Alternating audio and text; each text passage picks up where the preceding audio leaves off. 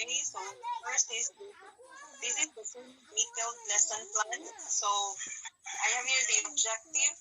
At the end of lesson, 85% of the pupil will be able to distinguish the difference between animal and plant forms, explain the role of organelles, and show understanding that cells start function. Second, the material, video clip, laptop, PowerPoint, pictures, and chart. And the skills that the children will be using in this activity is observing, identifying, and differentiating.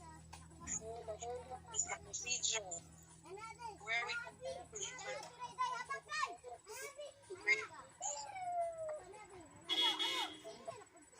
so also find the engagement. So I have listed here the short video clip about for the children to be able to be motivated. So I will be presenting a video presentation movie asking children what we have learned in the song or what we have understand. So after that, I will teach what cells is like. So these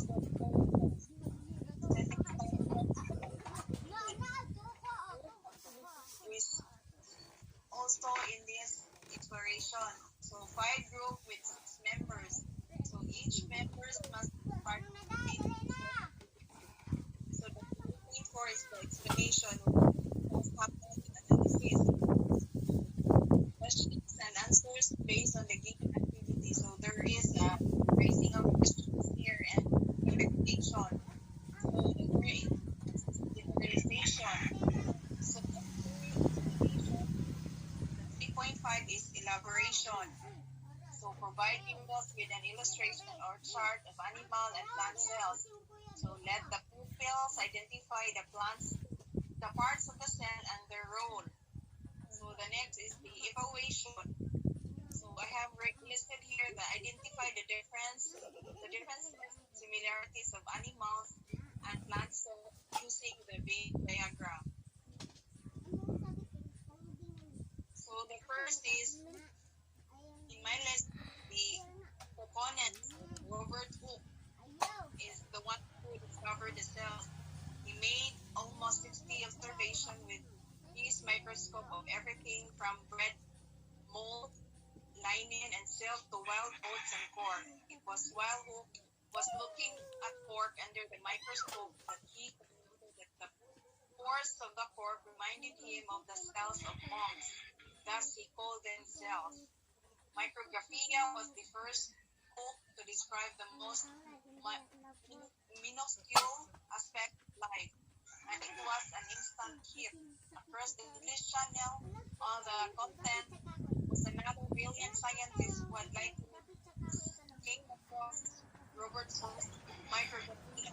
This was written among other discoverers of cells. Levels of biological organization. So we can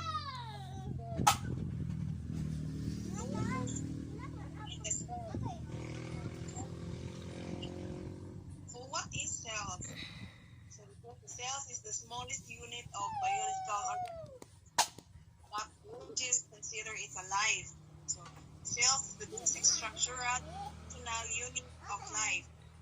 Every cell consists of cytoplasm, includes membrane, which contains biomolecules such as protein, nuclei.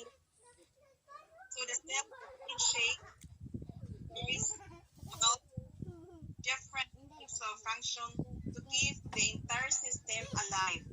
The cell contains different functional structure which are collectively called organelles, and they are involved in various cellular function.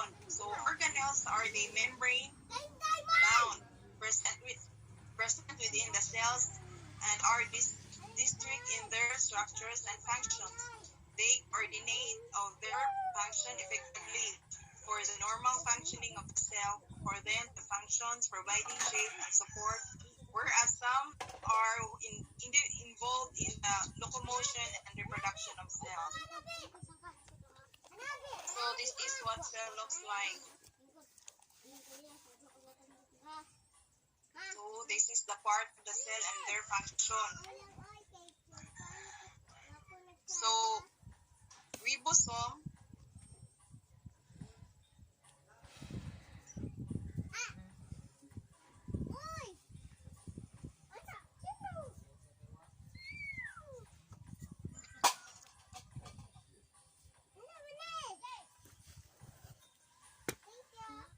So ribosomes are the spots of protein formation.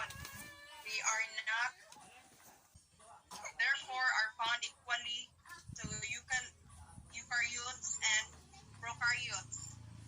Eukaryotic ribosomes are much bigger than prokaryotic cells. Anatomically, the ribosomes contains a minor and major subunit. Biochemically, the ribosomes contains, well, enclosing most of the natural form chemicals within the cell. So the others used in the extracellular breakdown of materials. So nucleus and the nucleolus are parts also of the cell. Endoplasmic nucleo, Golgi body.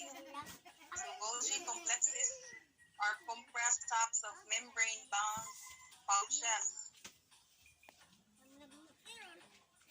So the other one is mitochondria. They contain thinner on DNA and are thought to represent organisms like bacteria, bath, incorporated into eukaryotic cells. Their utility as the site of energy discharge. So the cell wall, not every living being has a cell wall, particularly animals and an animal like protistants. Bacteria consist of cell walls comprising the chemical pitodegican, cellulose, and So here are the comparison of the cell, where in LP you can find it in one.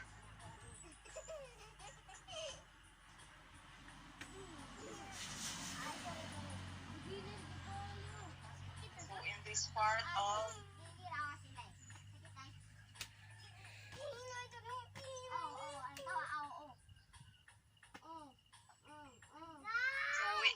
you can see it in the objectives that children able to distinguish the difference between the animal and the plant cells.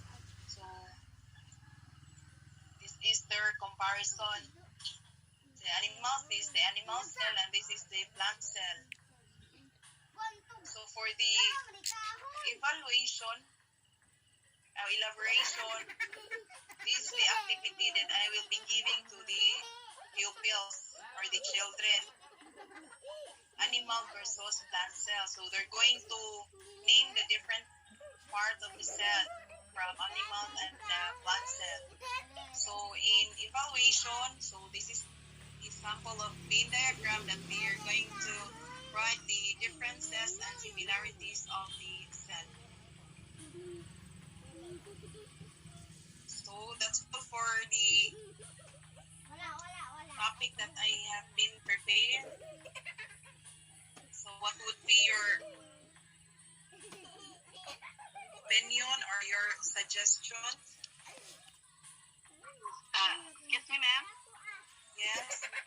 So, can you go back to the slide of lesson 10? Okay. my suggestion is in the objective that instead of kanang that so the right the according to kanang my source that the ang sakto jud ay butang na is letter A, B, and C. Okay. So another. Yes, ma'am. In your objectives, ma'am, you get the KSP, which is the knowledge, the skills, and the affected. Okay. So what is your idea for the activity that the children will be doing to this lesson? What activity?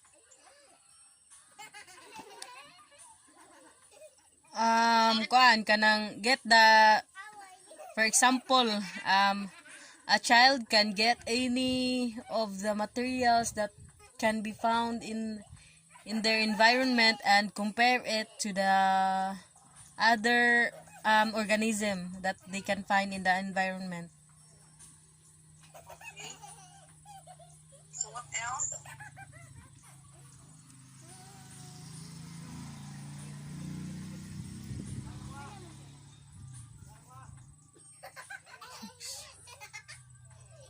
So since it was grade 6 students, kanang they can understand what is being tackled about and unsa ang kanang mga kanang kinds of cells nga makuan. So dali ra na sa grade 6 ang pagkuan ana pagdetermine. So ang imong objectives ani kay okay ra. So ari lang ta mag-base sa kanang engagement siguro.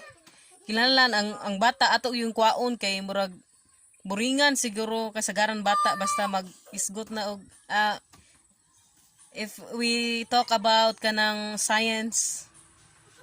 Aside from that, kanang sa engagement,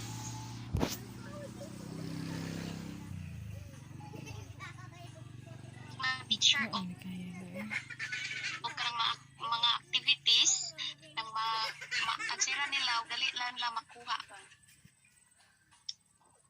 What would be your final feedback about this topic that we had? It's all about it's in general it's well organized, and for me the children will easily to understand because objectives are very explicit, klaro ra masabtan.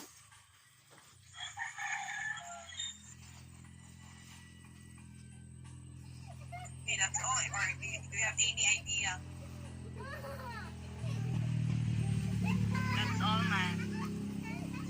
Okay, so thank you so much for listening and for giving your feedbacks and suggestions to improve this topic or this lesson plan.